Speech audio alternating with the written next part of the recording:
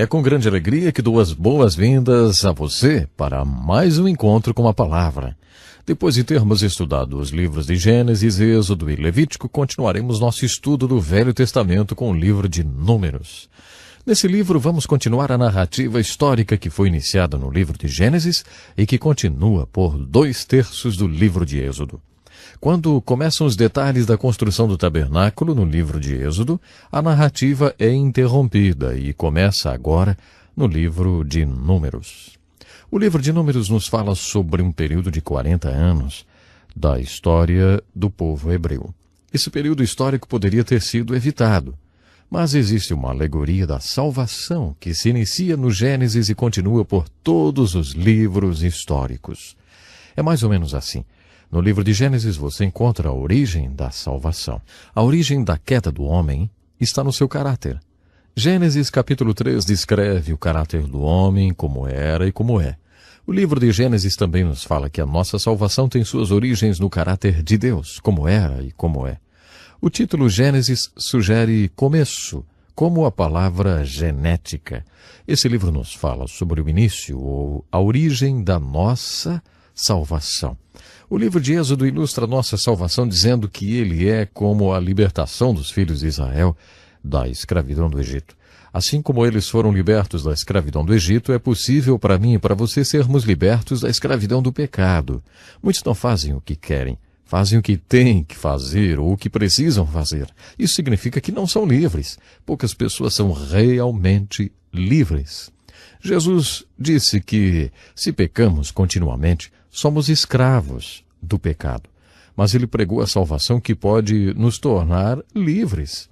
De acordo com Jesus, quando a salvação nos liberta, somos realmente livres. Essa salvação é alegoricamente representada para nós no livro de Êxodo, quando o povo de Deus foi liberto da escravidão sob a qual vivia no Egito.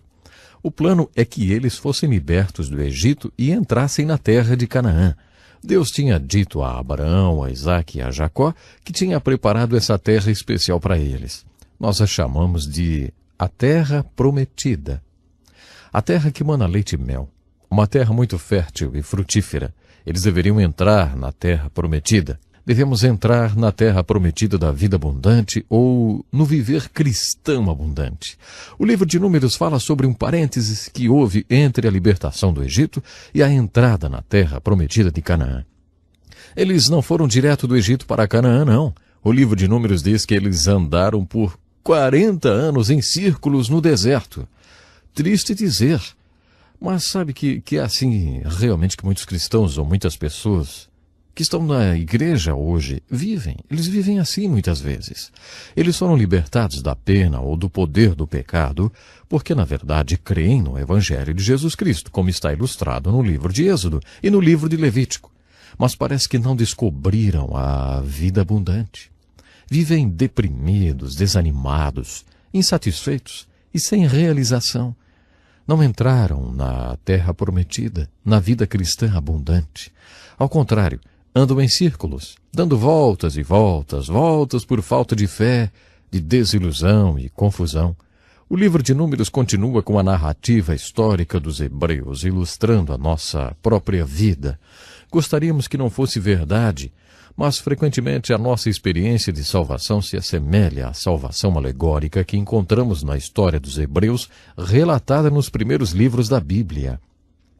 Agora que chegamos no livro de Números e você começa a se familiarizar com a sua narrativa, gostaria de lembrar algumas das regras para estudar o Velho Testamento que foram apresentadas no início do curso. É muito importante que saibamos como estudar as Escrituras. Um dos objetivos principais desse curso é dar a você uma visão das Escrituras. Vamos rever algumas dessas regras. Primeiramente, lemos em João, capítulo 17, versículo 17, as palavras de Jesus a respeito das Escrituras. A tua palavra é a verdade. É uma linda afirmação que nos dá uma característica das Escrituras para que a estudemos. Se você tiver a mesma ideia de Jesus sobre as Escrituras, então, quando você for estudá-la, estará buscando a verdade. Quando você estuda as Escrituras, não deve estar preocupado com a forma literária, na qual a verdade é apresentada. Muitas vezes as pessoas estudam as Escrituras tendo em mente a seguinte questão: qual é a forma literária desse livro das Escrituras que estou estudando? Como já dissemos tantas vezes, devemos estudar as Escrituras tendo em mente outras questões. O que isso quer dizer? O que significa? O que significa para mim? Em outras palavras, não estou estudando as Escrituras sob a perspectiva de sua forma literária. Estou estudando as Escrituras buscando a verdade que ela ensina, sem me importar com a sua forma. Com essa atitude e tendo em mente a visão de Jesus sobre as Escrituras, ela se abrirá para você. Outra regra para estudar as Escrituras está em João, capítulo 7, verso 17. Se você lê as Escrituras buscando a verdade, se deseja praticá-la e aplicar essa verdade na sua vida, então conhecerá a verdade. Se você praticá-la, vai conhecê-la. Se fizer o que ela diz, então saberá que ela é a palavra de Deus e que é a que veio de Deus. E que mostra você como viver. Juntando esses dois versículos, João 17, 7 e João 7, 17, você descobre como estudar as Escrituras. Busque a verdade e tome a decisão de aplicá-la na sua vida quando Deus revelá-la para você. No Salmo 119, 160, o salmista diz: todas as tuas palavras são verdadeiras. Esse versículo nos dá uma compreensão maior de como estudar as Escrituras. Procure a verdade essencial.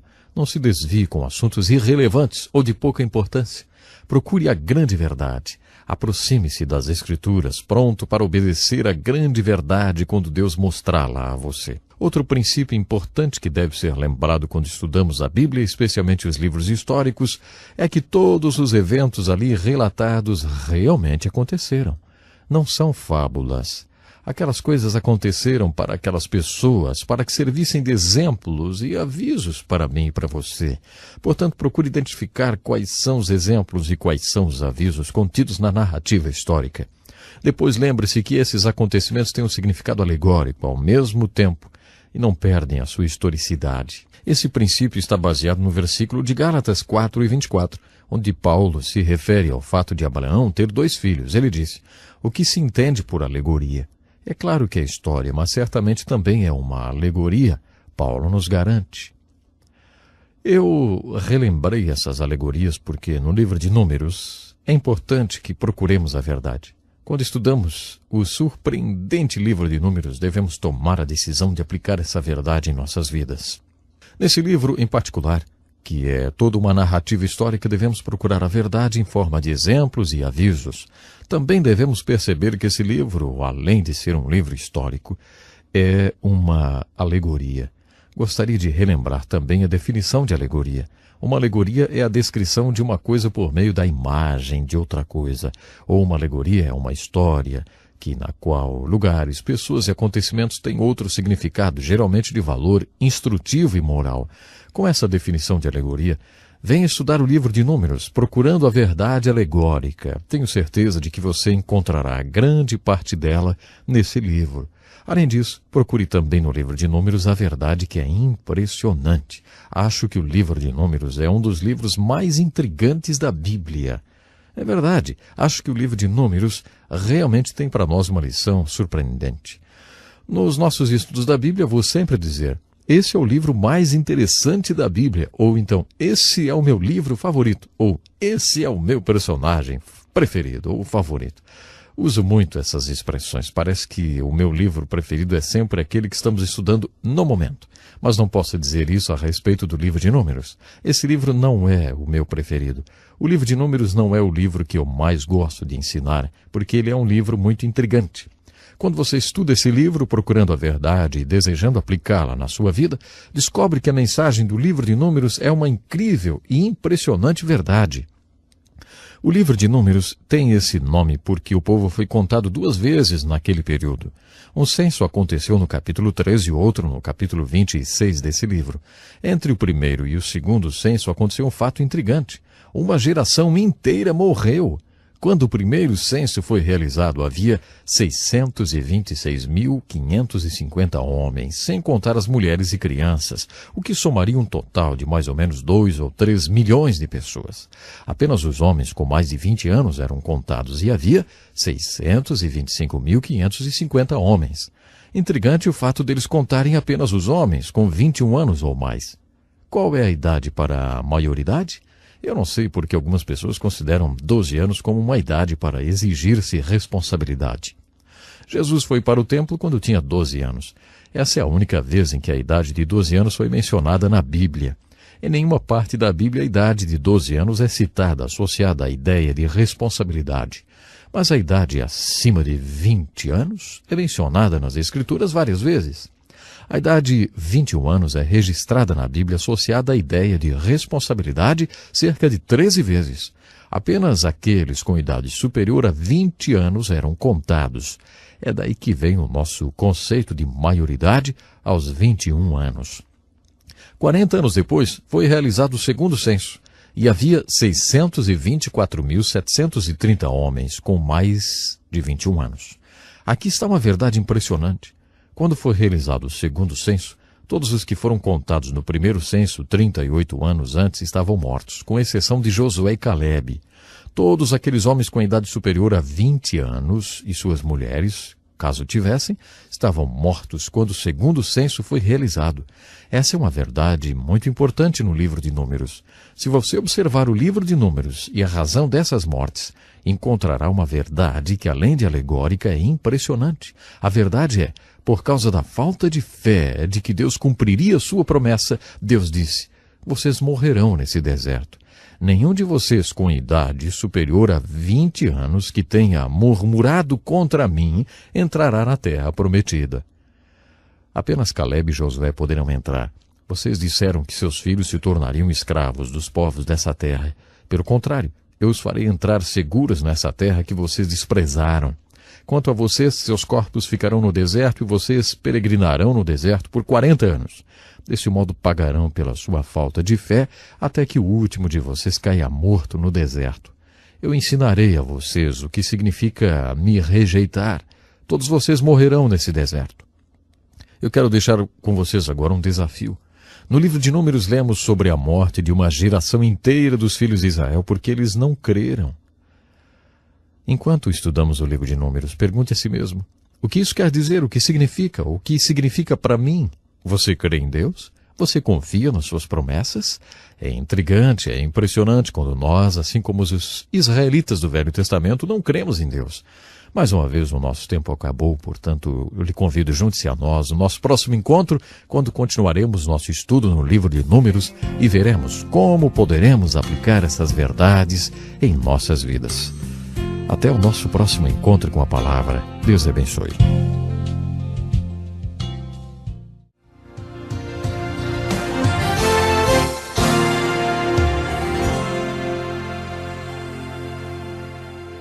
Bem-vindo a mais um programa Encontro com a Palavra, onde juntos estamos estudando a Palavra de Deus. Estamos fazendo esse estudo tendo em mente encontrar respostas para 3 perguntas. O que isso quer dizer? O que significa? O que significa para mim? Estamos estudando agora o livro de Números, que possui muitas lições espirituais para aprendermos e aplicarmos em nossa vida. Quanto mais estudo as verdades contidas no livro de Números, mas eu me convenço, sabe, de que o capítulo mais impressionante desse livro é o 14. Nesse capítulo, Deus tentou provar que estava com eles várias vezes quando o povo estava andando no deserto. Deus fez milagres e tentou dar uma base para a fé deles, tentou dar fé para que o povo de Israel acreditasse que poderiam sim atravessar o rio Jordão e invadir a terra de Canaã. Você pode perguntar, por que eles não foram do Egito direto para a terra de Canaã, logo acima de Jericó? Em vez disso, eles saíram do Egito, atravessaram o Mar Vermelho, desceram o Monte Sinai, depois foram para Cades Barneia e só andaram em círculos durante 40 anos. No primeiro capítulo de Deuteronômio está escrito que levaria apenas 11 dias para ir direto do Egito para Canaã. 11 dias! Por que eles não fizeram isso? Não era só uma questão de sair marchando de um ponto a outro. Outros povos bem hostis ocupavam a terra de Canaã. Eles precisariam de muita coragem para obedecer a ordem de invadir a terra de Canaã. Por isso que eles não creram, sabe? Eles não tiveram fé para invadir a terra. Deus falou 10 vezes que faria milagres espetaculares para que eles pudessem invadir aquela terra. Deus queria dar uma base de fé. para que eles tivessem sim fé suficiente para entrar na terra de Canaã. Mas eles andaram em círculos durante 40 anos. Em várias ocasiões cometeram pecados horríveis e Moisés teve que ser sacerdote e profeta. Moisés subiu o Monte Sinai como sacerdote e intercedeu por eles junto a Deus. Moisés orou: Senhor, perdoa-os, perdoa-os. Moisés era uma pessoa tão especial que Deus perdoou o povo 10 vezes. O capítulo 14 é um dos capítulos mais impressionantes da Bíblia. Mais uma vez, Moisés estava no Monte Sinai e orou: O Senhor é longânimo, grande em benevolência, que perdoa a iniquidade e a transgressão, que o culpado não tem por inocente, e o Senhor visita a iniquidade dos pais sobre os filhos até a 3ª e 4ª geração. Perdoa a iniquidade deste povo, segundo a grandeza da tua benignidade, como também perdoaste a este povo desde a terra do Egito até aqui. Agora, esse é o ponto impressionante dessa história. O Senhor disse: Conforme a tua palavra lhe perdoei. Porém, tão certo como eu vivo, e que a glória do Senhor encherá toda a terra, nenhum dos homens que viram a minha glória e os meus sinais que fiz no Egito e no deserto, e me tentaram essas 10 vezes e não obedeceram a minha voz, nenhum deles verá a terra que prometi com juramento a seus pais. Nenhum daqueles que me desprezaram a verá. Nesse deserto cairão os vossos cadáveres, como também todos os que de vós foram contados no recenseamento de 20 anos para cima, e que murmuraram contra mim. Não entrareis nesta terra, a respeito da qual eu jurei de nela vos fazer história, salvo Calebe e Josué. Mas a vossos filhos, os quais dizeis que seriam levados como presas, eu os introduzirei nela, e eles conhecerão a terra que desprezastes. Quanto a vós, porém, os vossos cadáveres cairão nesse deserto, por causa das vossas infidelidades, até que vossos cadáveres se consumam no deserto. Que tristeza caiu sobre o acampamento quando Moisés transmitiu ao povo as palavras de Deus, hein? Eles se levantaram no outro dia bem cedo e começaram a caminhada para a terra prometida. Eles disseram: Pecamos, subiremos ao lugar que o Senhor prometeu. Mas Moisés disse: Não subais, sereis derrotados diante de vossos inimigos, porque vos desviaste do Senhor, ele não será convosco, e caireis à espada. Esse capítulo é muito impressionante por vários motivos. Ele nos ensina algo sobre nosso relacionamento com Deus. Quero deixar isso bem enfatizado. Não há aqui nenhuma referência alegórica à salvação. A aplicação alegórica referente à salvação está ilustrada quando Moisés pediu que Deus os perdoasse, e Deus diz: Eu os perdoo, Moisés. Não há dúvidas quanto ao perdão. Eu os perdoo. Isso é salvação. Mas na vida cristã, na vida de fé, na vida espiritual, existe mais do que nosso perdão. Além do perdão, existe também o glorificar a Deus, servindo-o e entrando onde Ele nos manda entrar. É isso que está ilustrado aqui. A Bíblia afirma que há propósitos para a nossa salvação. Eles não cumpriram esses propósitos. O apóstolo Paulo coloca dessa forma: pela graça sois salvos, por meio da fé. De acordo com Paulo, não somos salvos por causa das nossas boas obras, mas somos salvos para boas obras, as quais Deus preparou para que andássemos nelas. Paulo afirma que somos feitura de Deus, criados em Cristo Jesus para as boas obras, as quais Deus preparou para que andássemos nelas. A terra prometida representa essa verdade de maneira alegórica. Deus é muito paciente, infinitamente paciente. Deus também é gracioso. Creio que o capítulo 14 de Números, o capítulo-chave desse livro, fala que todos nós atingimos um momento de decisão. Nesse momento, depois de muita graça e paciência, decidimos se vamos ou não fazer a vontade de Deus nas nossas vidas. Sou fascinado por aviões. Não entendo nada de mecânica, mas tenho fascinação pelo voo dos aviões, principalmente um Boeing 747, o Jumbo. Eu não me conformo com um avião tão grande, levantando-se da pista, enfim. Um dia atendi um piloto, conversei com o piloto de um 747. Eu me esqueci da hora conversando com ele sobre aviões e sobre o que é pilotar um deles. Ele me contou sobre a aterrissagem de um 747. Ele falou: quando você tem que aterrissar um desses aviões grandes, tem um momento que você tem que decidir pela aterrissagem. Depois que você atingiu esse ponto, não dá mais para abortar. Você tem que pousar ou então causa um acidente. Não tem escolha. O capítulo 14 está falando sobre nosso relacionamento com Deus. Mais uma vez quero enfatizar que ele não está falando sobre salvação. A salvação é baseada na graça, não em obras. Esse capítulo tem a ver com encontrar a perfeita vontade de Deus para a sua vida e o propósito para o qual ele nos criou e nos salvou. Creio que exista um ponto em que Deus mostre 10 vezes para você quem ele é. Pode ser que Deus tente umas 10 vezes fazer com que você veja a vontade dele para a sua vida e que te encoraje a fazê-la, ou seja, a fazer a vontade dele. Mas esse capítulo tão impressionante mostra que podemos chegar num ponto com Deus que ele diga, chega, já basta. No capítulo 1 de Romanos, Paulo usa uma expressão 3 vezes. Ele diz, Deus os entregou. Não quer dizer que Deus desistiu do homem. Deus nunca desiste do homem, mas acaba entregando ao que ele quer. Deus nos fez criaturas com livre escolha e Deus não vai contrariar nossa vontade. A livre escolha é sagrada para Deus. Ele nos fez com livre arbítrio. Ele fará tudo o que puder para que vejamos a sua vontade e a pratiquemos, mas ele chega a um ponto que diz, está muito bem, façam do jeito que vocês quiserem então. É isso que vocês querem? É isso que vocês vão ter. Eu vou encontrar outro que faça a minha vontade, e ele sempre encontra, né? No livro de Esther, lemos que ela foi comissionada para ser salvadora do povo judeu que estavam prestes a serem aniquilados na Medo-Pérsia. Eles buscaram Esther, que tinha se tornado rainha da Pérsia. Deus posiciona o seu povo, da mesma forma que fez com José no Egito, Daniel na Babilônia e Moisés no palácio de Faraó. Esther estava no palácio do imperador persa. Quando os judeus estiveram frente a um genocídio, eles a procuraram e disseram, Esther, interceda por nós junto ao imperador. Se alguém entrasse na presença do imperador persa sem ser convidado e ele não estendesse o cetro para essa pessoa, ela poderia ter sua cabeça decepada. Esther lembrou aos judeus esse fato. Ela disse, o rei não tem me chamado há 2 meses? O seu tio, que era um homem de Deus, respondeu, Esther, se você não livrar o povo de Deus, Deus vai livrá-lo de outra forma. O livramento virá de outro jeito. Não há dúvidas quanto a isso. Mas pode ser exatamente essa a razão de você fazer parte desse reino.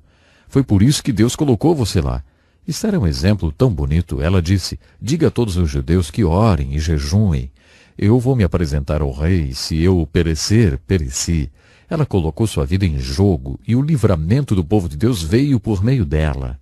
Creio que a aplicação da história de Esther seja essa. Se você não fizer a vontade de Deus, Deus não será um perdedor. Ele não precisa de você.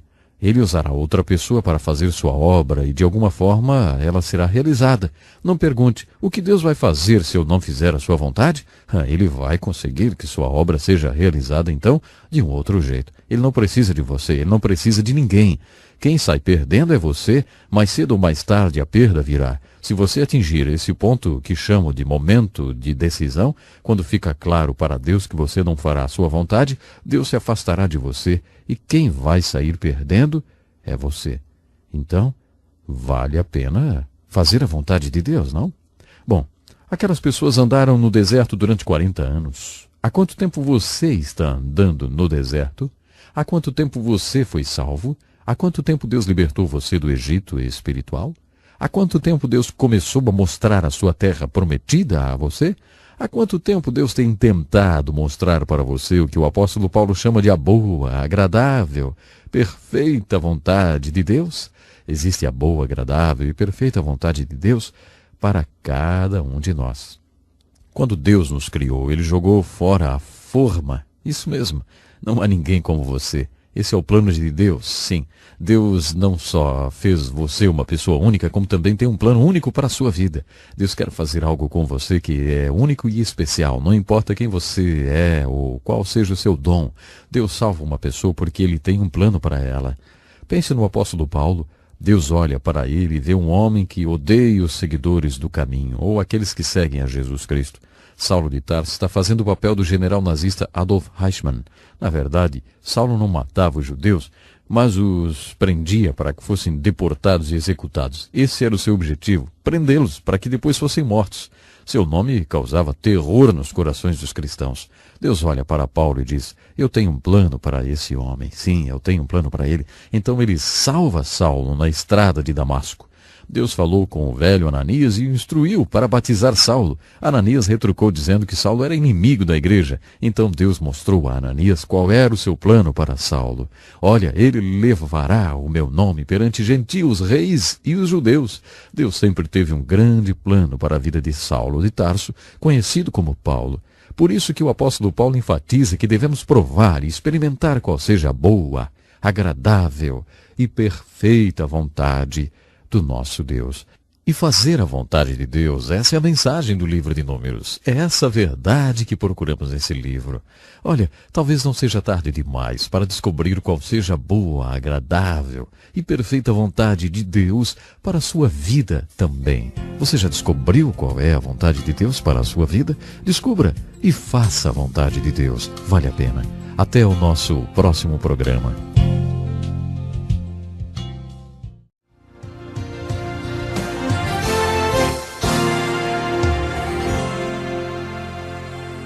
Bem-vindo ao Encontro com a Palavra, um curso que nos ajuda a estudar a Bíblia. Estamos estudando o livro mais importante do mundo e estamos felizes por você ter se unido a nós nesse curso. Vamos continuar o estudo do Velho Testamento e especificamente do Pentateuco, os primeiros 5 livros do Velho Testamento. Na nossa última aula paramos no livro de Números. Vimos que o livro de Números nos apresenta a verdade usando alegorias, uma verdade impressionante que nos desperta se estivermos apáticos. Mas uma verdade que pode encorajar nossos corações se estivermos no centro da vontade de Deus. Lembre-se que há uma alegoria sobre a salvação que começa no livro de Gênesis e continua nesses primeiros 5 livros da Bíblia. Sempre, segundo a ordem do Senhor, os filhos de Israel seguiam viagem. E segundo a ordem do Senhor, paravam e se acampavam. Permaneciam acampados todos os dias em que a nuvem repousava sobre o tabernáculo. Quando a nuvem se detinha muitos dias sobre o tabernáculo, os filhos de Israel cumpriam a ordem do Senhor e não partiam. Se acontecia de a nuvem deter-se poucos dias sobre o tabernáculo, segundo a ordem do Senhor, permaneciam acampados. E segundo a ordem do Senhor, partiam. Sabe, essa é uma linda história de um milagre que para nós simboliza a unção do Espírito Santo e o ser cheio do Espírito. Lembre-se que a tenda de adoração mais tarde, no Novo Testamento, torna-se a figura dos nossos corpos. O Espírito Santo nos unge, habita em nós e nos enche da mesma forma como ele fez naquela tenda de adoração no tabernáculo. Quando aplicamos esse milagre do livro de Números, descobrimos uma verdade surpreendente. Você pode perguntar: se a nuvem os guiava, se quando a nuvem se movimentava, eles também se movimentavam, então por que a nuvem não os fez passar direto pelo deserto, pelo rio Jordão e finalmente para a terra prometida? Se eles estavam seguindo a orientação de Deus, por que andavam em círculos? Acho que é uma grande verdade aqui, se pensarmos que Deus tem limitações. Deus realmente tem limitações por causa das nossas fraquezas, claro, não das dele. Deus nos fez criaturas com capacidade de escolha. Isso para Deus é sagrado. Ele não vai violar a nossa liberdade de escolha, nunca. Em todo o universo, Deus nos deu a oportunidade de escolher. Somente para nós. Nós temos essa oportunidade. O que há de especial no homem se comparado a tudo mais que Deus criou na terra? Deus criou só uma criatura que pudesse fazer a vontade dele por livre escolha.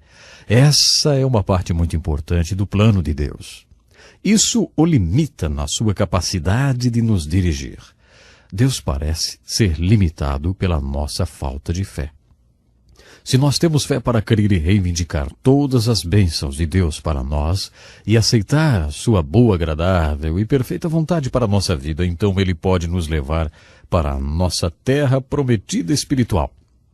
Ele pode nos abençoar e nos dirigir para o centro da sua vontade. Mas, se nós não crermos, então Deus fica limitado pela nossa falta de fé.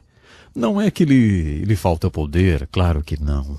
Deus é limitado no sentido de que nos fez criaturas com livre escolha e nunca nos forçará a fazer coisa alguma. Deus pode fazer uma pressão sobre nós, Ele pode nos fazer várias ofertas difíceis de recusar. Algumas vezes a única coisa que nos sobra fazer é nos render a Ele e a sua vontade. No entanto, Deus nunca nos forçará a coisa alguma, porque Ele nos criou com a capacidade de livre escolha, com o livre arbítrio. A liberdade de escolha é uma verdade interessante, contida na aplicação desse milagre no livro de Números. Quero enfatizar essa aplicação agora. A verdade da presença de Deus em forma de nuvem durante o dia, em forma de coluna de fogo durante a noite, veio sobre a tenda de adoração, o tabernáculo, e a encheu. A nuvem se tornou o centro, vamos dizer assim, ao redor do qual o povo de Deus encontrava a direção divina. Acho que a aplicação desse milagre é, muitas vezes, a história da minha vida e também da sua vida. Há o que chamamos de vontade orientadora de Deus e vontade permissiva de Deus. Se Deus é Deus e se Ele é todo-poderoso, nada pode acontecer sem que Ele permita. Mas também há a vontade orientadora de Deus. Imagine dois círculos, que eu quero dizer, um dentro do outro, com o mesmo centro. Dois círculos, um dentro do outro. O círculo interno representa a vontade orientadora de Deus, e o círculo externo representa a vontade permissiva de Deus. Existem muitos crentes que passam grande parte de suas vidas na vontade permissiva de Deus, e poucos que passam a vida dentro da vontade orientadora de Deus. Eu acho que é isso que está ilustrado na nuvem e na coluna de fogo que não levaram o povo diretamente do deserto para a terra prometida. O Novo Testamento, no livro de Hebreus, diz que eles não entraram na terra prometida por causa da sua falta de fé. Outra verdade interessante contida no livro de Números está no capítulo 11, que fala sobre a carne e o maná. Deus os alimentou sobrenaturalmente com maná. Em hebraico, maná quer dizer, o que é isso? Eles nunca descobriram o que era aquilo, então eles chamavam de, o que é isso? Se você quiser dizer o que é isso em hebraico, diga simplesmente maná. É interessante notar que quando eles entraram na terra prometida, Deus cessou de mandar o maná. Mas enquanto eles estavam no deserto, Deus supriu suas necessidades sobrenaturalmente. Essas pessoas sempre reclamavam com Moisés. Elas o pressionavam com suas reclamações. Parte disso está escrito no capítulo 11 de Números, onde se lê: então os egípcios que tinham vindo com eles começaram a ter saudades das coisas boas do Egito. Você percebe? Outras pessoas saíram no Êxodo junto com os hebreus. Eram os gentios, egípcios e etíopes que saíram junto com eles. Esses egípcios desejavam as coisas boas do Egito. Lembre-se que o Egito é um símbolo da nossa antiga vida de pecado no mundo. Há uma alegoria aí. Os filhos de Israel se juntaram a essas pessoas e choramingaram. Ah, se nós tivéssemos carne para comer! Ah, se tivéssemos um pouco das delícias do Egito!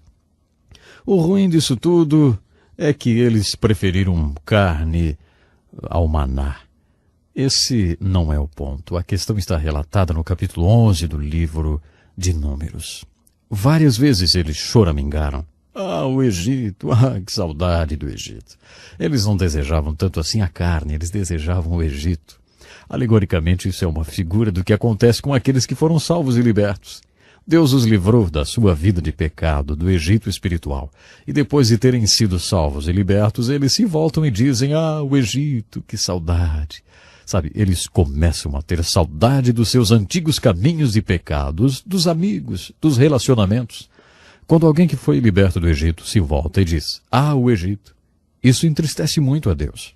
Ele então diz a Moisés, diga ao povo para se purificar, porque amanhã terão carne. Diga-lhes que o Senhor ouviu os seus lamentos por causa de tudo que deixaram no Egito. Aí está a questão, não era carne. Deus disse que lhes dará carne até que lhes saia pelos narizes. Ele disse, vocês rejeitaram o Senhor e vocês estão chorando por causa do Egito. Esse é o ponto. Depois que ele mandou a carne, também mandou uma praga. No Salmo 106, verso 15, isso é colocado da seguinte forma: de sorte que lhe satisfez o desejo, mas fez definhar as suas almas. E ele fez isso porque o povo desejou a carne e o Egito, e foi o desejo pelo Egito que entristeceu a Deus.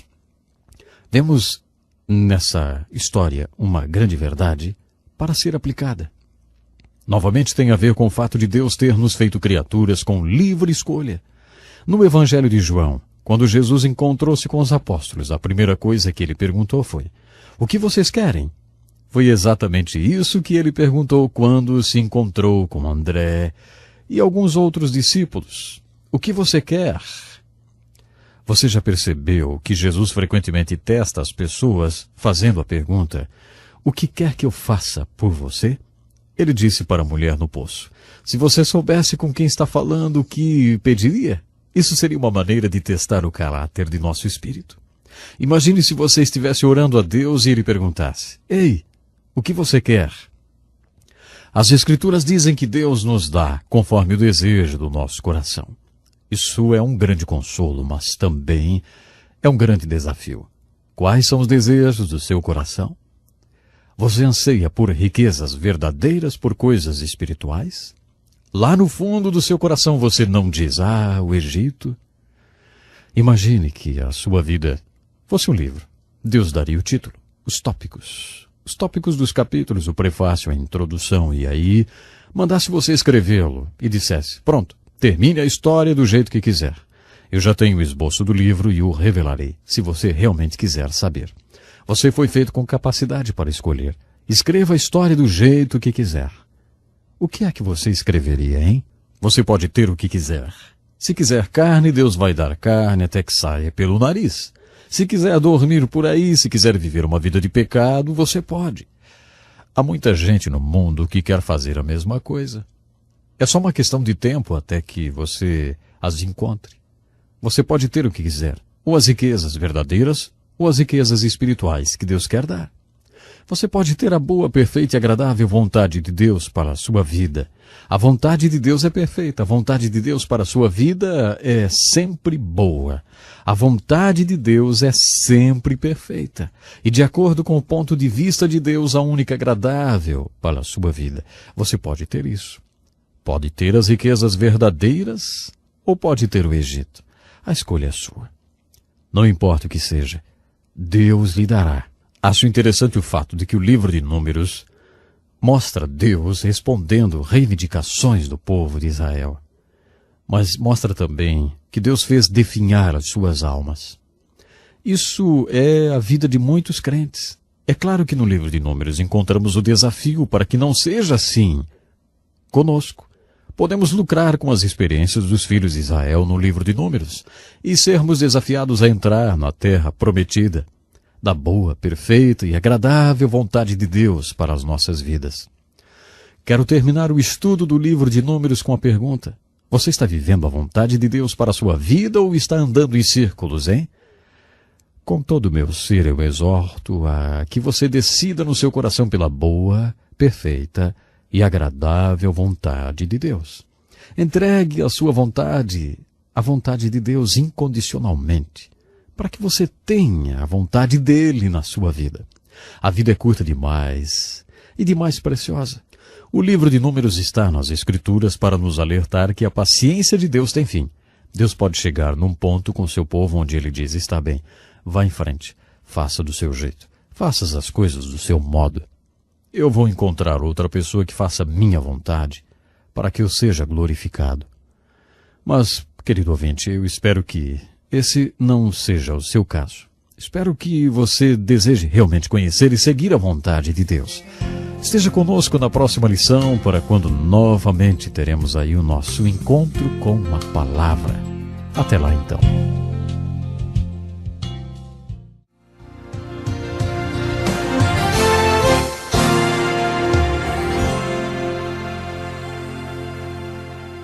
Bem-vindo a mais um programa Encontro com a Palavra, um curso dedicado a ajudar no seu estudo da Bíblia, examinando um livro por vez. O objetivo desse curso é ajudá-lo a entender a Palavra de Deus, para que você possa cada vez mais aplicá-la na sua vida. Estamos estudando as aplicações práticas para a nossa vida contidas no livro de Números, na Bíblia Sagrada. Um outro acontecimento interessante no livro de Números está descrito no capítulo 13, quando eles mandaram espiões para observar a terra de Canaã. Eu tenho certeza que você já conhece essa história. Eles são enviados para observar a terra, o seu povo, ver se eram muitos ou poucos, fortes ou fracos. Os espias tinham que observar as cidades para ver se elas estavam desprotegidas ou se eram cidades fortificadas difíceis de serem conquistadas. Quando os 12 espias voltaram, não tinham como descrever a fartura daquela terra. Eles trouxeram caixas de uvas que, de tão grandes, eram necessários 2 homens para carregá-los em varas. Você já pensou nisso? Bom, isso nos dá uma ideia da indescritível fartura daquela terra. Mas os espias também viram que os povos eram gigantes, guerreiros e bem organizados. Suas cidades eram tremendamente fortificadas.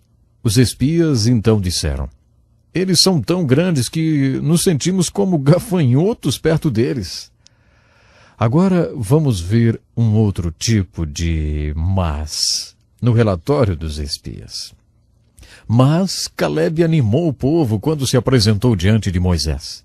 Vamos subir de uma vez e tomar as cidades, porque nós podemos conquistá-las. Calebe e Josué foram os únicos a darem uma perspectiva positiva. Todos os outros espias foram negativos em seus relatórios. Deus fica tão impressionado com isso, e eu acho muito interessante que o livro de Números nos apresenta exatamente isso. E o livro de Números nos mostra que o Senhor fica disposto a trocar tudo mesmo. Um povo de mais ou menos 2 ou 3 milhões de pessoas, ele troca por apenas 2 homens. Ele diz: todos vocês morrerão no deserto, todos vocês. Mas esses 2 homens, Calebe e Josué, eu levarei comigo para a terra prometida, porque eles seguiram e creram em mim. Isso é incrível.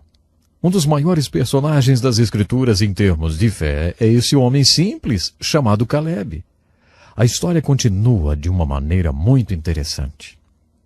Em Josué 14, 45 anos depois, quando o povo já tinha atravessado o Jordão e entrado em Canaã, chegam à cidade de Hebrom. Quando Calebe trabalhou como um dos 12 espias, ele foi até lá. Ele viu a cidade e achou que aquela era a mais linda que ele já tinha visto. Ele ficou muito animado com a cidade e acreditou que Deus lhe daria capacidade, sim, capacidade de conquistá-la. Quando relatou isso para Moisés, Moisés lhe disse: Calebe, quando finalmente nós entrarmos lá, você terá a cidade de Hebrom. Ela será toda sua. Depois de andar durante 40 anos no deserto, Calebe marcha diante de Josué e diz: Ei, você se lembra o que Moisés nos falou quando apresentamos o relatório para ele? Eu já tinha andado 40 anos no deserto e estava em Canaã havia 5 anos. Eu tinha 40 anos quando Moisés me fez aquela promessa. Agora eu tenho 85 anos. Mas eu vou dizer uma coisa. Tenho a mesma força que tinha aos 40.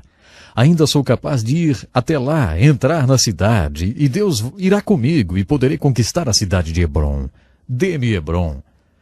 Então Josué deu a cidade de Hebrom a Calebe e ele a conquistou. Você está vendo? Calebe é um bonito personagem. Quando aquele povo estava no deserto lamentando, chorando e reclamando tanto que Deus teve que mandar serpentes para picá-los, Calebe agiu diferente porque tinha os olhos focados na terra prometida. Se perguntassem a Calebe o que ele achou do deserto, ele diria: eu me lembro daquelas uvas lá de Hebrom, do solo fértil e da beleza da cidade. Calebe nunca perdeu essa visão.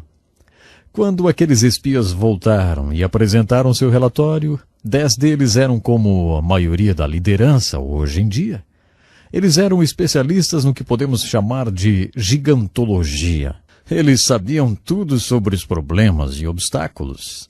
Sabe, geralmente quando você apresenta um projeto que necessita de muita fé para ser conduzido, é essa a reação que vemos. Se você tiver 12 homens na liderança, 10 deles serão especialistas em gigantologia, ou em focalizar os obstáculos e os problemas somente. Eles vão apresentar todas as razões pelas quais o projeto não vai dar certo e não deve ser levado adiante. Homens como Calebe e Josué não veem os gigantes, mas veem Deus. É claro que eles veem os gigantes, eles veem os problemas, claro, mas eles estão sempre vendo Deus. Os problemas são grandes, mas o Deus deles é maior. Homens com essa visão são raros, mas extremamente valiosos. Acho interessante que no livro de Números de toda uma geração, Deus leve apenas esses 2 homens para a terra prometida, homens que tiveram uma fé tremenda. Outro incidente muito interessante no livro de Números está no capítulo 21. onde vemos que o povo reclamou tanto que Deus enviou serpentes para picá-los. Muitos pastores gostariam de ter um barril cheio de serpentes para soltá-las na congregação de reclamões. Isso mostra o quanto Deus odeia a reclamação e a lamentação. A reclamação é o oposto de fé. Deus manda serpentes para picar esses que reclamam. Então, quando vários deles estão morrendo por causa das picadas das cobras, Deus envia uma mensagem de misericórdia. Deus diz a Moisés: pegue uma serpente de bronze e erga numa vara no meio do acampamento. Todo aquele que foi picado por serpente irá até o centro do acampamento, olhará para a serpente de bronze que está erguida e então será sarado da picada. Muitos dos que reclamaram e foram picados pelas serpentes disseram: isso desafia todas as leis da ciência médica. O que olhar para um pedaço de bronze tem a ver com uma picada de cobra? Esses então morreram que nem moscas. Mas outros disseram: isso não é muito científico, mas pelo menos é uma esperança. Eu estou morrendo. Estou inchando como um sapo. Eu estou morrendo por causa dessa picada. Essa é a única esperança que eu tenho. Esses foram carregados até o centro do acampamento ou se arrastaram até lá. E quando olharam para a serpente de bronze, foram curados da picada. Simples assim. Esse é um dos grandes milagres da Bíblia. Uma linda história. É interessante que esse milagre do Velho Testamento seja apenas mais um, até que você chegue no capítulo 3 do Evangelho de João. Nesse capítulo, Jesus faz uma aplicação. Jesus mostra que, mesmo tendo sido grande, ele não é apenas mais um milagre do Velho Testamento. Jesus tinha passado a noite conversando com um rabi chamado Nicodemos, para quem falou: eu tenho que ser levantado numa cruz. Assim como Moisés levantou aquela serpente numa vara, eu tenho que ser levantado numa cruz porque sou o único filho de Deus. Como o único filho de Deus levantado na cruz, eu serei a única solução de Deus para o problema do pecado do mundo. Eu deverei ser levantado na cruz porque, como único filho de Deus e única solução de Deus, serei o único Salvador providenciado por Deus. Eu sou o único Salvador que Ele enviou. No terceiro capítulo de João, versículos 14 e 21, Jesus faz a mais dogmática de suas afirmações. Ele fez muitas afirmações dogmáticas do tipo: eu sou o caminho e não há outro. Ele diz também: devo ser levantado como Moisés levantou aquela serpente de bronze. E quando as pessoas olhavam ela, eram curadas das picadas das serpentes. Quando eu for levantado na cruz e as pessoas olharem para ela e crerem, os seus problemas com o pecado serão totalmente solucionados. A cruz é a única solução de Deus para o problema do pecado, e isso faz de mim o único Salvador providenciado por Deus, diz Jesus. Essa é uma das mais lindas ilustrações do Novo Testamento sobre o que significa crer no Evangelho de Jesus Cristo. Nessa afirmação, Jesus nos declara quem Ele era, o que Ele era e por que Ele estava no mundo. Jesus era o único Filho de Deus, a única solução de Deus, o único Salvador providenciado por Deus. Jesus fez a ligação entre o milagre do Velho Testamento e todo o ensino. O milagre da serpente de bronze no livro de Números, além de ser grande, é também mais uma das alegorias de Jesus Cristo. Muitas pessoas referem-se a essas alegorias como tipos de Cristo. A palavra tipo vem do grego tupos. Um tupos é um pequeno objeto de estudo. Um símbolo que causa um impacto em você e em mim. Acredito que seja esse o propósito desse grande milagre. No livro de Números, vemos várias verdades alegóricas e interessantes. É interessante ver o que acontece quando a tenda ou tabernáculo é erguido e a nuvem vem sobre ela, enchendo-a e tornando-a o centro de orientação divina para todo o povo.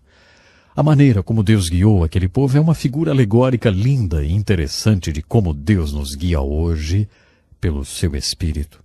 Acho interessante a alegoria da história da carne e do maná e o que Deus disse quando eles tiveram saudade do Egito. Vocês querem isso, é? Então é isso que vocês terão. Considero uma aplicação devocional muito forte. Deus suprirá as nossas necessidades, mas se insistirmos em ter alguma coisa que não é da vontade dele, ele vai permitir que nós tenhamos. Mas isso vai definhar as nossas almas. Acho interessante ver quando eles mandaram os espias. Os 12 voltaram, mas apenas 2 tiveram fé. 10 não tiveram. É interessante perceber que aqueles 10 espias morreram porque não tiveram fé e nunca entraram na terra prometida. Finalmente, é alegórico e interessante ver o que o Evangelho de Jesus Cristo declarou de maneira tão clara e dogmática, fazendo menção da história das picadas das serpentes e de como as pessoas deveriam apenas olhar para a serpente de bronze. Porque se elas simplesmente olhassem com fé, seriam salvas, mesmo que não fizesse sentido olhar para aquele símbolo. Da mesma forma que a serpente de bronze era semelhante às serpentes, Jesus era semelhante aos homens. E assim como a serpente foi levantada, Jesus também foi levantado na cruz. Todos que olharem para ele com os olhos espirituais serão salvos da mordida do pecado. Eu gostaria de saber se você já olhou para Jesus Cristo levantado na cruz. Você já colocou a sua fé e confiança em tudo que Jesus fez por você na cruz? Ele é a única solução, porque Jesus Cristo é o único Salvador. Ele quer ser o seu Salvador. Se você nunca tomou esse passo de fé, então faça isso hoje. Inclusive, você pode entrar em contato conosco. Temos literatura que explica como você pode tomar esse passo de fé na sua vida e ter certeza do seu destino eterno. Por hoje é só, nosso tempo já se foi. Então, até o nosso próximo programa.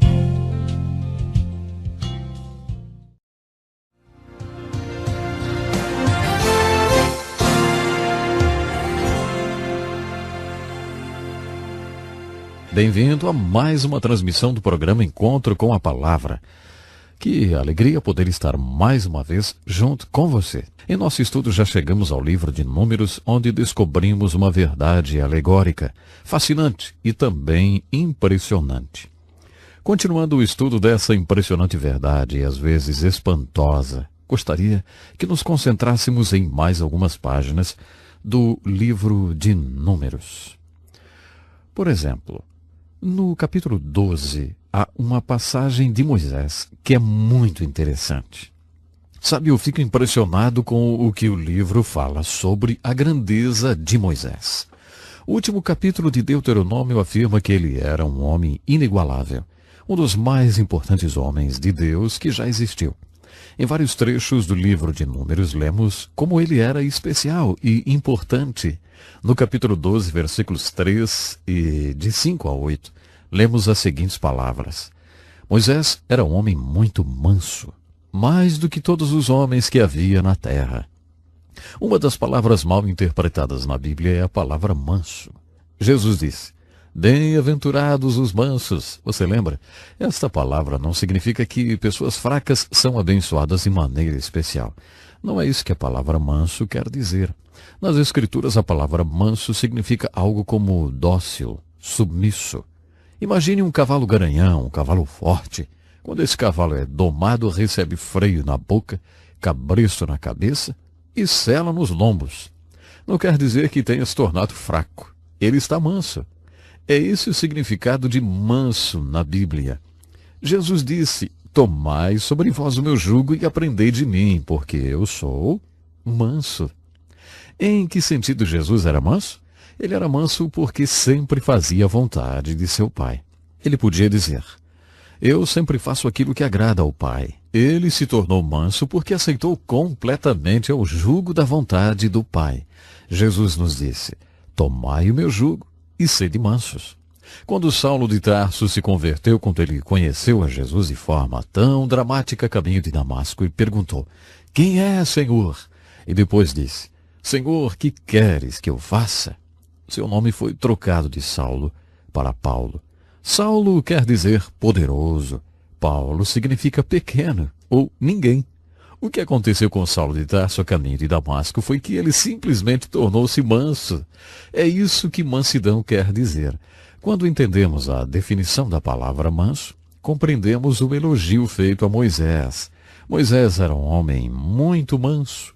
Temos aqui uma grande declaração a respeito de Moisés e Arão. No nosso último estudo vimos que Deus trocou uma nação de mais de 2 milhões de pessoas por apenas 2 homens. Você lembra?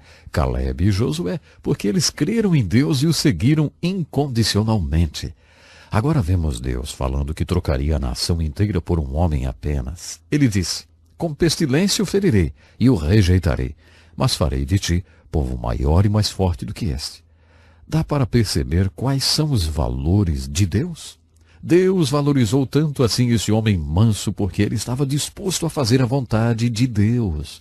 Por isso Deus trocaria toda uma nação por um homem apenas. Acho isso impressionante. Impressionante também é a intimidade que Moisés tinha com Deus. No livro de Êxodo, Deus disse a Moisés que havia um lugar perto dele que ele queria que Moisés habitasse. E Moisés decidiu que era nesse lugar onde ele queria estar. Moisés queria estar perto de Deus e ele estava perto de Deus como ninguém tinha antes ficado. Ele estava tão perto de Deus e Deus o valorizava tanto que chegaria a trocar uma nação inteira por ele. Sabe, isso é impressionante. Continuando o estudo da vida de Moisés, é impressionante ver que Moisés não entrou na terra prometida. No final, Deus não trocou uma nação inteira por Moisés. Deus trocou a nação inteira por Caleb e Josué. O pecado de Moisés, no capítulo 20, é um dos mistérios do livro de Números.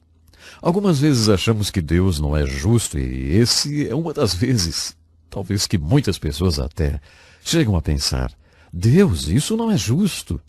Quando você vê Moisés, um homem tão importante, e o erro sem importância que cometeu, você se pergunta por que Deus o puniu dizendo que ele não poderia entrar na terra prometida. O relato continua assim. Disse o Senhor a Moisés: toma a vara, ajunta o povo, tu e teu irmão Arão. Na presença deles ordenei a rocha que dê as suas águas. Assim lhes tirareis água da rocha, e dareis a beber ao povo e aos seus animais. Então Moisés tomou a vara de diante do Senhor, como lhe tinha ordenado. Moisés e Arão reuniram o povo diante da rocha. E lhes disseram: ouvi agora, rebeldes, porventura tiraremos água desta rocha para vós? Então Moisés levantou a mão e feriu a rocha 2 vezes com a sua vara. A água jorrou abundantemente, e a congregação e os seus animais beberam. Mas o Senhor disse a Moisés e a Arão: visto que não crestes em mim, para me santificardes diante dos filhos de Israel, não introduzireis este povo na terra que lhe dei. Nós nos referirmos a esse incidente como o pecado de Moisés. Não parece um exagero? O pecado desse homem parecia muito pequeno, especialmente se comparado com os pecados do povo com o qual ele estava lidando. Quando você pensa em toda a paciência que ele teve no deserto durante 40 anos, em tudo que ele teve que aguentar, e porque uma vez ele perdeu a paciência, Deus disse: chega, Moisés, você não vai entrar na terra prometida. Olha, para nós isso parece duro demais, não é verdade? Há algumas considerações que devemos fazer com respeito ao castigo de Deus. Primeiramente devemos dizer: o juiz de toda justiça não julgaria com justiça? Nós não temos o direito de sugerir a Deus o que é justo e o que não é. É Deus quem determina o que é o certo e o que é justo. Acho interessante observar nessa narrativa que Moisés nunca reclamou de seu castigo. O livro de Deuteronômio diz somente que ele falou sobre isso com Deus um dia, e Moisés nunca mais tocou no assunto novamente. Ele não reclamou e nem disse que era justo ou injusto. Outra conclusão que podemos tirar desse incidente é que Deus estabelece um padrão mais alto para os líderes do que o padrão estabelecido para o povo. Nunca se esqueça disso, especialmente se você for um líder.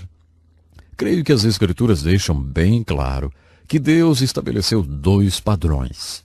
Quando nos tornamos membro de uma igreja, tomamos conhecimento de alguns padrões que deveremos seguir. Uma igreja que não tiver um conjunto de normas e padrões para serem seguidos não é uma igreja muito confiável. Devemos esperar um determinado comportamento dos membros. Mas, de acordo com as Escrituras, uma igreja deve esperar de seu líder mais do que espera de seus membros. Deus leva a posição de líder muito a sério. Vimos isso no livro de Levítico. Moisés ocupava a posição de liderança, e o que seria um pequeno erro para os outros por causa da posição que ele ocupava, Deus não considerava um pequeno erro. Aparentemente, seu pecado foi mais ou menos assim. Primeiro Deus disse: ordenai a rocha que te dê as suas águas. Ele não falou à rocha. Ele bateu na rocha 2 vezes com a vara. Isso foi desobediência. Deus mandou falar à rocha. Ele bateu na rocha. Não uma, mas 2 vezes. Moisés perdeu a paciência. Ele disse: ouvi agora, rebeldes, porventura tiraremos água dessa rocha para vós? É óbvio que Moisés estava bravo. Deus acusou Moisés de outro pecado. Ele disse: não crestes em mim. Eu não estou bem certo do que isso significa, mas Deus diz: visto que não cresces em mim para me santificardes diante dos filhos de Israel. Sabe, percebemos aqui a seriedade do pecado de Moisés. Você se lembra quando Deus ensinou a Moisés todos aqueles segredos espirituais? Moisés, você não é o libertador, eu sou, e eu estou com você. Você não pode libertar ninguém, mas eu posso, e estou com você. Moisés, não é o que você quer, é o que eu quero, e eu estou com você. Então, quando aconteceu, Moisés, você não fez isso, eu fiz porque estava com você. Deus havia ensinado essas lições a Moisés. O pior erro de Moisés foi ter dito: porventura tiraremos água dessa rocha para vós? Ele não estava santificando a Deus aos olhos do povo. Ele não deixou claro ao povo que era Deus que estava fazendo aquele milagre. Moisés estava levando a fama por aquele milagre. Essa foi a pior parte do pecado de Moisés. A única maneira de enxergarmos tudo isso sob a perspectiva de Deus é perceber que Ele tem um conjunto de padrões que são conhecidos apenas por Ele mesmo. Deus nos revela alguns desses padrões. Mas lembre-se de que é Deus que nos ensina a andar na retidão. Não somos nós que ensinamos a Deus. De acordo com o julgamento de Deus, o castigo de Moisés foi justo e correto. Parece que Moisés concordou com Deus. No capítulo 11 do livro de Números, há outro incidente interessante envolvendo Moisés. Às vezes ouvimos expressões como: ele teve um esgotamento nervoso. Isso para descrever quando as pessoas chegam ao seu limite. Muitos homens de Deus nas Escrituras, tais como Davi, a respeito de quem as Escrituras afirmam ser um homem segundo o coração de Deus, tiveram um esgotamento nervoso, vamos dizer assim. Moisés foi um deles. As Escrituras dizem que Moisés era o homem mais manso da face da terra e que foi um dos maiores homens de Deus que já existiram. É interessante observar como até esses homens tiveram um esgotamento, vamos dizer assim. Eles chegaram ao limite. Eles são exemplos do que significa ter um esgotamento nervoso. Moisés, por exemplo, perguntou a Deus: por que pusesse sobre mim o encargo de todo esse povo? Concebi porventura todo esse povo? Gerei-o eu para que me dissesses: leva-o em teus braços a terra que juraste a seus pais? Você já se sentiu assim? Acho que todos esses grandes homens de Deus, como Moisés, Elias, Jó, Davi, o apóstolo João, sentiram-se assim em algum momento e até oraram, né? Senhor, me mata, eu quero é morrer. Você já desejou isso? Creio que isso acontece com muita gente. E acho que também acontece com pessoas de Deus, porque as Escrituras contam o que aconteceu com grandes homens de Deus. O esgotamento foi tão intenso que eles desejaram que Deus tirasse-lhes a vida. Nós não conhecemos a vontade de Deus, por isso muitas vezes pedimos o que é errado. E porque Deus nos ama, Ele não responde aquelas orações que não estão de acordo com a sua vontade. Por essa razão, devemos orar dizendo: seja feita a tua vontade, Pai, assim na terra como no céu. É uma pena, mas agora eu tenho que parar. Voltaremos no nosso próximo programa falando sobre a receita de Deus quando seu povo chega ao limite. Não perca então. Até lá.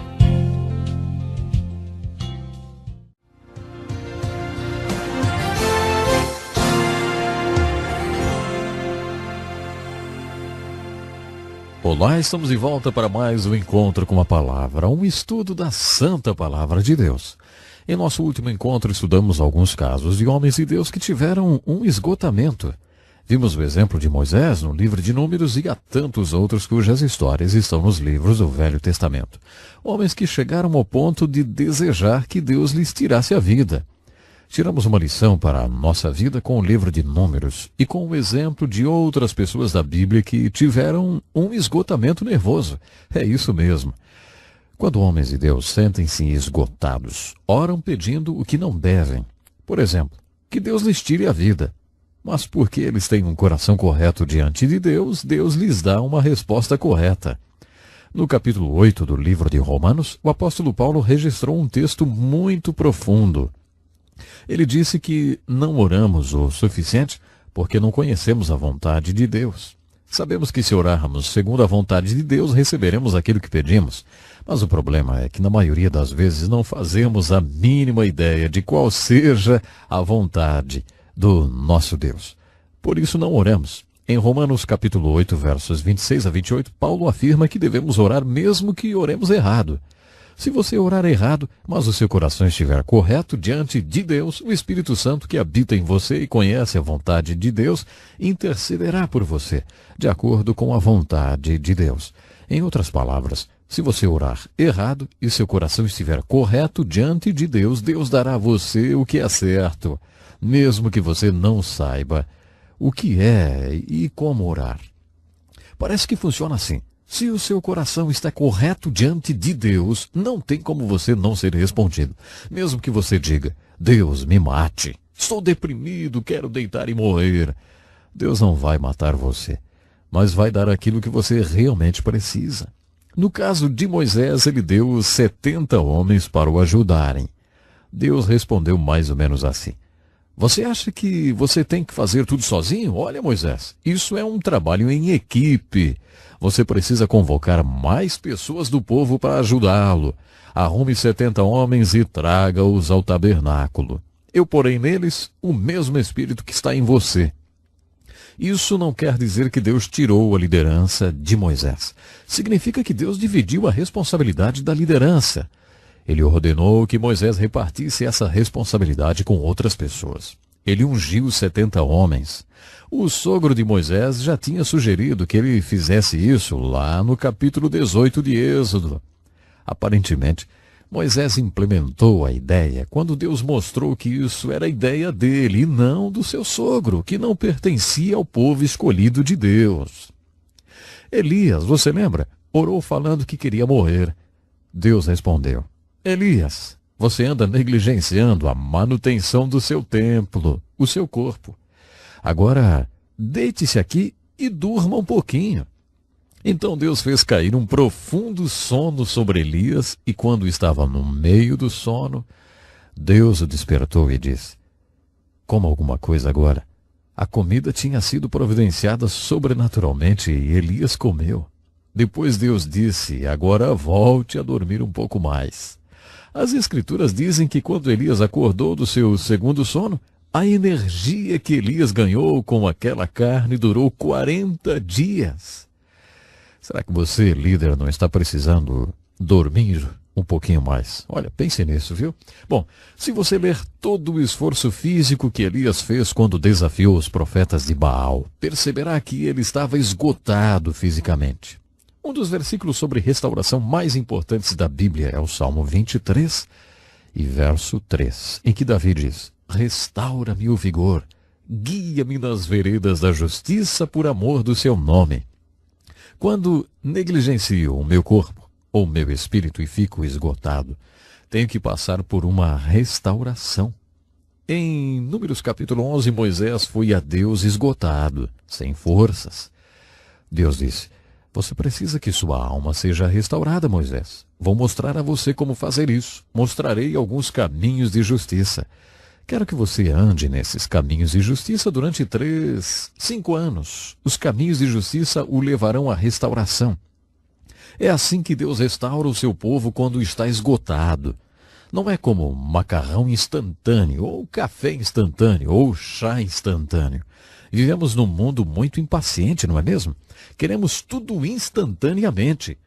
Deus não nos dá as coisas de maneira instantânea. Pode ser que Ele nos dê algumas coisas instantaneamente, mas a restauração que vemos na vida de Moisés é muito prática. Deus disse: mostrarei os caminhos de justiça que restaura sua alma. Reúna 70 homens para ajudar você. Divida a carga, Moisés. Vamos dar uma organizada por aqui. Vamos nomear algumas pessoas e delegar tarefas a elas. Tão prático como a receita que ele deu a Elias. O que chama minha atenção é pensar que um homem tão importante quanto Moisés também pecava e chegava ao seu limite. Chegava ao seu limite, isso mesmo. Sabe que isso me consola até? Eu não sei quanto a você, mas consola-me quando vejo essas características tão humanas nos personagens da Bíblia. Faz-me bem ver que eram seres humanos comuns como eu. Assim não me sinto um caso perdido, não. Muitas pessoas pensam que quando nos convertemos, deixamos de ser humanos. Por isso acho importante que a Bíblia aponte as características humanas de seus personagens. Eles não são personagens mitológicos. São pessoas comuns, são tão humanos quanto você e eu. Mas acontece que eram seres humanos controlados pelo Espírito Santo de Deus. Por isso podiam fazer tudo o que fizeram. Gostaria de chamar a atenção para uma outra coisa no livro de Números. No capítulo 22 lemos a história da jumenta de um profeta. Você lembra? Deus queria fazer algo naquela ocasião, mas não encontrava um homem que o enxergasse, ouvisse e fizesse aquilo que ele queria. Deus tinha uma mensagem para dar e não encontrava um homem que falasse por ele. Sendo assim, Deus encontrou um burro que o enxergava e foi através dele que Deus falou. Lembram? Através da jumenta de Balaão. Quando eu estava fazendo o seminário, tive sérios problemas teológicos. Eu tinha uma questão martelando a minha cabeça e tinha dúvidas quanto à inspiração das Escrituras. Um dos meus maiores problemas era essa história de Números 22. Por alguma razão eu fiquei fixado nessa história. Perguntei aos meus professores super conservadores: escuta, eu tenho que crer que Deus falou através de um burro para ser salvo? Eu não sei por que a fixação nessa pergunta, mas eles ficaram realmente preocupados comigo e começaram a fazer reuniões de oração, porque eu tinha feito aquela pergunta. Você é salvo por causa da sua visão a respeito da inspiração da Bíblia ou porque crê no Evangelho de Jesus Cristo? Bom, na verdade essa era a minha pergunta, mas eu me fixei na questão do burrinho. Para mim era difícil acreditar que Deus tivesse falado através de um burro. Você já viu um jumento? Já ouviu o barulho que ele faz? Se você observar um jumento, perceberá porque não é nenhum elogio chamar alguém de jumento. O fato de Deus ter falado através de um jumento desafiava muito a minha fé. Conheço um pastor que certa vez foi a um banquete para donos de hotéis. O evento aconteceu numa cidade turística e sua principal fonte de renda eram os hotéis. O pastor foi convidado a fazer a abertura do banquete. Muitas vezes, em ocasiões como essa, os pastores ficam em evidência. Ele fez a abertura do programa, em que viria a ter momentos de constrangimento. O mestre de cerimônias contou várias piadas. Toda vez que ele contava uma de suas piadas, as pessoas olhavam para o pastor se perguntando o que ele tinha achado. O pastor não sabia como reagir. Todos sabiam que ele era um pastor. Será que ele deveria rir das piadas? Ele não estava confortável com aquela situação. Será que ele deveria demonstrar que não estava gostando daquela história? Como é que ele deveria reagir, hein? Foi então que lhe veio esse pensamento. Como Jesus reagiria? Através das Escrituras, ele sabia que Jesus gostava de reuniões como aquela. Jesus participou de banquetes com publicanos e pecadores. Ele não era contra festas, contra reuniões e festivais. Ele ia nesse tipo de evento. As pessoas gostavam da sua presença. O pastor ficou pensando em como Jesus reagiria. Foi então que orou: Senhor, como é que o Senhor iria lidar com essa situação, hein? Nesse momento que teve a revelação de que Jesus os amava, então lhe ocorreu: será que amo essas pessoas? Será que elas sabem que eu as amo de verdade? Ele estava sentado em frente ao prefeito da cidade. O prefeito tinha problemas com bebida e já estava bêbado quando eles começaram a conversar. O prefeito estava muito bêbado. Mais uma vez o pastor pensou: será que eu o amo? Será que ele sabe que eu o amo? Então o pastor começou a orar: Senhor, dê-me algum tipo de abertura para que eu possa mostrar a esse homem que realmente o amo. Um estava sentado de frente para o outro. Naquele momento o prefeito falou para o pastor: Ei, pastor, tenho um bom conselho para o senhor. Quando entrei para a política, alguém me disse: não chame as pessoas pelo que você vê nelas, mas pelo que elas realmente são. O pastor respondeu: prefeito, muito obrigado pelo seu conselho. Na verdade, acho que ele é tão bom que farei um sermão sobre ele. Não chame as pessoas pelo que você vê nelas, mas pelo que elas realmente são. O prefeito respondeu: se você fizer um sermão baseado nesse conselho, eu vou à sua igreja para lhe ouvir. É só dizer para minha secretária quando será e eu estarei lá. O pastor ficou impressionado com o que tinha ouvido. Foi então que lhe ocorreu um pensamento. Ele falou para o prefeito: sabe, prefeito, hoje o senhor solucionou uma dúvida teológica que eu tinha há anos. Ele disse: ah, é? E como assim? O pastor disse: quando eu estava no seminário era difícil para mim acreditar que Deus pudesse falar através de um jumento, mas agora ele falou comigo através do Senhor. O senhor acabou de solucionar uma grande dúvida para mim. O prefeito achou aquilo incrível e caiu na gargalhada. Prometeu que iria ouvir o pastor pregar aquele sermão. E foi mesmo. O título do sermão era: Chame-os pelo que realmente são. O pastor acha que naquela noite teve uma revelação em relação a Números 22. E ao prefeito daquela cidadezinha, ele deve alguma coisa. A revelação foi a seguinte: de onde tiramos essa ideia que Deus usa apenas super crentes? Que Deus só faz super coisas através de super santos? Como eu já havia dito quando estudamos o chamado de Moisés, isso é um mito, não é verdade. Deus quer fazer coisas extraordinárias através de pessoas comuns que estejam dispostas a ser usadas e trabalhar. Creio que precisamos disso. De pessoas com disposição para trabalhar para Deus. Sabe, no livro de Números vemos a grandeza de Moisés, seu esgotamento e o seu pecado. Percebi que assim como Deus usou aquele jumentinho, também usou Moisés, porque ele estava à disposição de Deus. Deus quer usar a você e a mim se estivermos à disposição dele. E você já se colocou à disposição de Deus? Se ainda não, faça-o agora. Deus quer lhe usar para fazer coisas extraordinárias. Até o nosso próximo programa.